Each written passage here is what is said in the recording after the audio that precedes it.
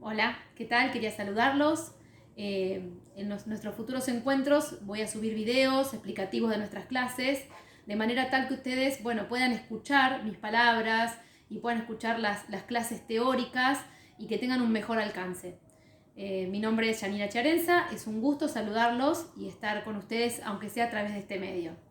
El tema que nos toca hoy es la persona, nacimiento y fin de la persona. Cuando hablamos de la persona en el Código Civil, nos define a las personas como todos los entes susceptibles de adquirir derechos y contraer obligaciones. El Código Civil hace una diferencia entre las personas jurídicas y las personas de existencia visible. Más adelante vamos a ver la diferencia entre estas características. La diferencia fundamental que vemos ahora como un primer pantallazo es que las personas de existencia ideal no tienen personalidad, no tienen atributos de la personalidad.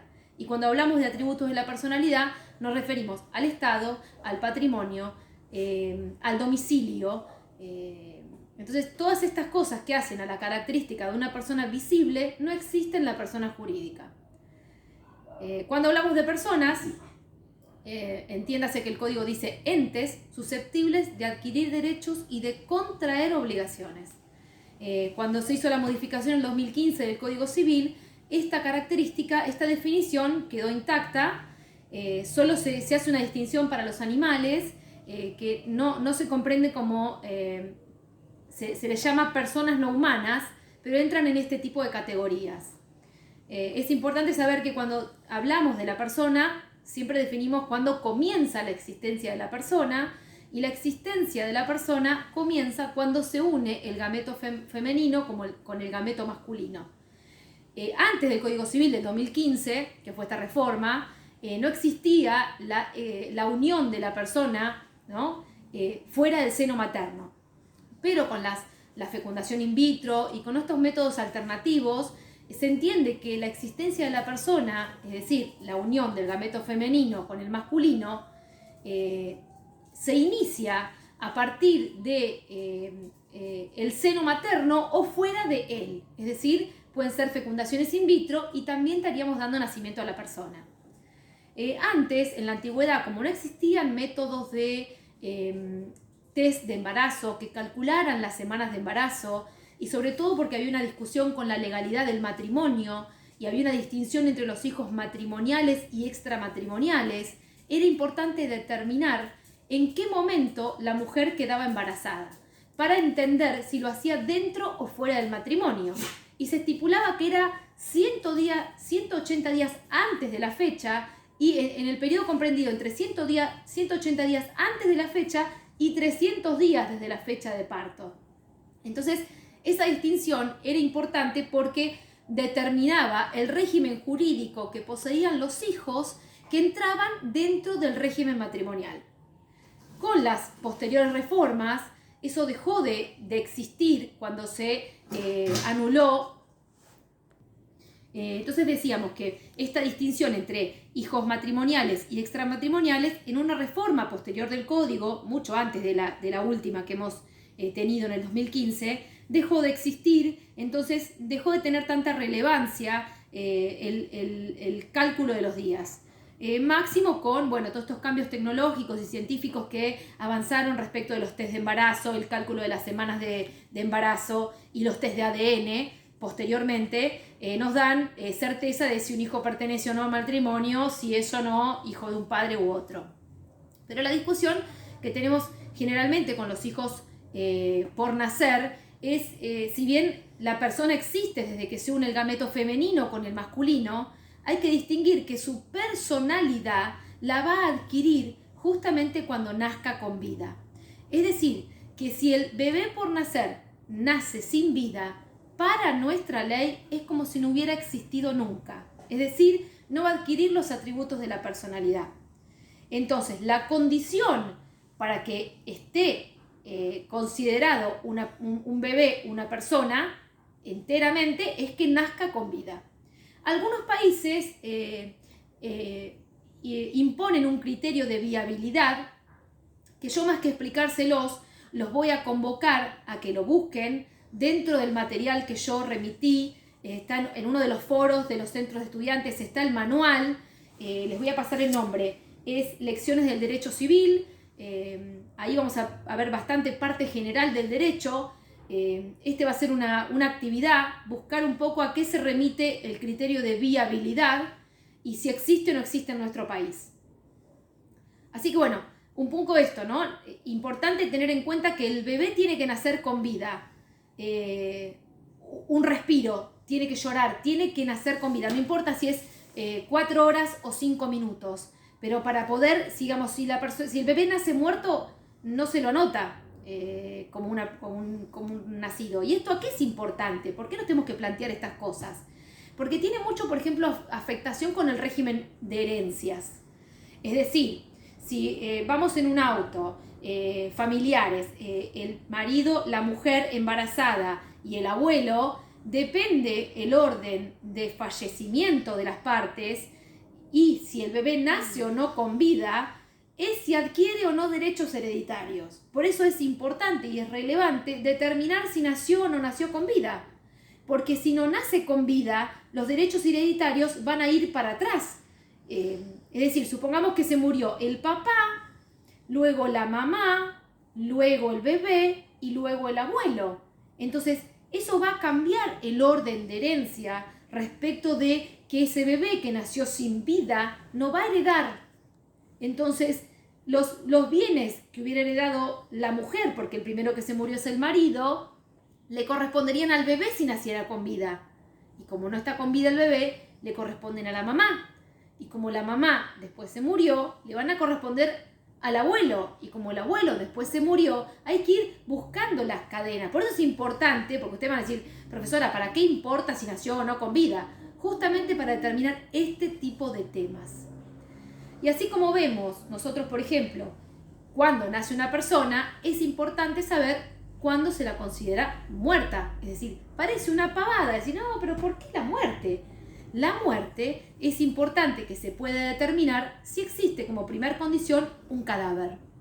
Parece una pavada, pero no es una pavada, porque supongamos que la persona desaparece. Le dice, me fui a comprar cigarrillos y no vuelve nunca más. Entonces entraríamos en una etapa en donde la persona no está muerta, el cadáver no está, entonces la ley inicia una ficción jurídica que se llama ausencia con presunción de fallecimiento. ¿Eso qué significa? Que la ley durante un periodo determinado, en este caso normalmente y como regla común son 5 años, con algunas excepciones, lo van a ver también en el manual, por ejemplo, si hay una catástrofe en un accidente aéreo, en vez de ser 5 años, son 6 meses. Si hay una catástrofe, por ejemplo, con el submarino San Juan, son 3 años. Entonces, este periodo ventana de ausencia con presunción de fallecimiento le da la atribución a los familiares supérstites, digamos, a los que sobrevivieron o a los que están, de manejar los bienes mientras tanto se cumple este periodo. No pueden disponer de los bienes, sí administrarlos, ¿no? Disponer a la de vender, comprar, no se puede hacer eso, vender más que nada, pero sí se puede administrar, percibir alquileres, rentas vitalicias. Es decir, entonces es importante que los familiares tengan estas atribuciones para manejar cuentas bancarias, cheques, sueldos, etc. ¿Qué pasa? Cuando la ausencia con presunción de fallecimiento llega a su ciclo, pueden pasar dos cosas. Que se cumple el periodo determinado por la ley, y entonces en ese caso los familiares van a, en el orden que establece la ley, que es el orden hereditario, por supuesto, ¿no? Van a poder disponer de los bienes, o puede pasar que, cumplido el plazo o antes de que se cumpla, el supuesto fallecido aparezca. Y entonces lo que puede pasar es, tanto con el plazo cumplido como el plazo no cumplido, es que va a reclamar los bienes en el estado en que se encuentren. Supongamos que, no sé, vendí la casa, me compré un departamento y yo ese departamento lo alquilo, bueno, voy a poder reclamar ese departamento. Si es que puedo demostrar que se vendió, ¿no? Puedo demostrar la cadena de la venta. El fallecido tiene derecho a reclamar sus bienes siempre que se encuentren en este periodo de administración, los tiene que reclamar en el estado en que los dejó. Pero si se vence este plazo, los va a reclamar en el estado en que se encuentren.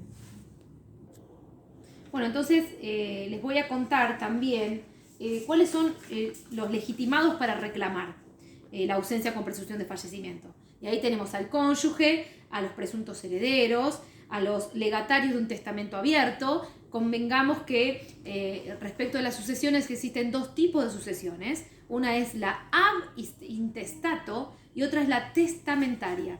Tanto la ab intestato, es decir, en latín sin testamento, como la testamentaria, se rigen por un orden, ¿no? Y por una porción hereditaria establecida en el Código Civil, que antes era de era de 4/5 partes y ahora es de 2/3. Modificó las porciones hereditarias del Código Civil respecto de los herederos legítimos, es decir, le dio más libertad a la persona que es dueña del bien de disponer una tercera parte para donaciones que están fuera del régimen hereditario. ¿Me explico? Por ejemplo, yo tengo mi casa y tengo 2 hijos, entonces de mi casa, los 2/3 de mi casa tienen que ir a mis 2 hijos, obligatoriamente por ley.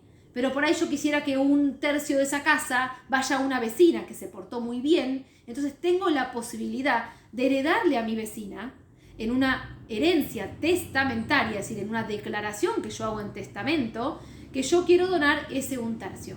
Esa modificación, esa ampliación de la disposición de los bienes se hizo con la modificación del Código Civil. Entonces, es importante saber que puede ser que a los 5 años de cumplida la ausencia con presunción de fallecimiento o que el ausente cumpla los 80 años, tengo la disposición de los bienes, ¿no? Se fue a los 76 y pasan 4 años, bueno, no van a llegar a los 5 establecidos por ley, sino también a los 80 años de edad me van a dar la libre disposición. ¿Y qué más quiero contarles? A ver. Importante en toda esta discusión que hablamos de la importancia de determinar cuándo nace la persona, tiene mucha importancia y mucho impacto en las discusiones respecto del aborto. Es decir, los pro vida están a favor de entender que la persona nace cuando se une el gameto femenino y el masculino conforme lo dice el código, y algunos de los argumentos que están a favor del aborto es que tienen que ver con la libertad de la mujer en cuanto a la disposición de su cuerpo. Para Argentina todavía el aborto no está legalizado, hay algunas excepciones respecto del aborto que están especificadas en el Código Penal. Por ejemplo, cuando una mujer es víctima de violación y queda embarazada, puede pedir a los jueces el aborto. No es una cosa muy frecuente, ni muy frecuentemente los jueces lo dan. Nosotros vamos a tener como actividad para nuestra próxima clase un foro de discusión. Vamos a subir un fallo. El fallo lo van a tener que leer con anterioridad y vamos a fijar un día en la semana para discutir durante 24 o 48 horas algunas preguntas que les voy a hacer y quiero, escuchar un poco lo que piensan, la participación, la lectura que tienen del fallo. Leer un fallo no es fácil, necesita un tiempo de elaboración, 3 o 4 lecturas, entonces les voy a dar tiempo para que ustedes puedan leerlo y que lleguen a la fecha del foro con la máxima cantidad de lectura posible.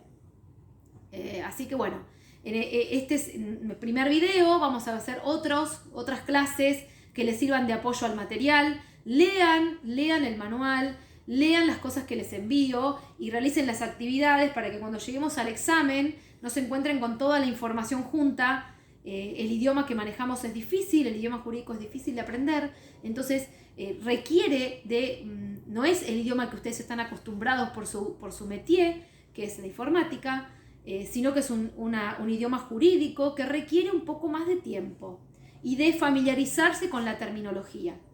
Así que los invito a la lectura y a seguir escuchándome si les interesa en estos videitos de apoyo para tenernos un poquito más cerca. Un saludo.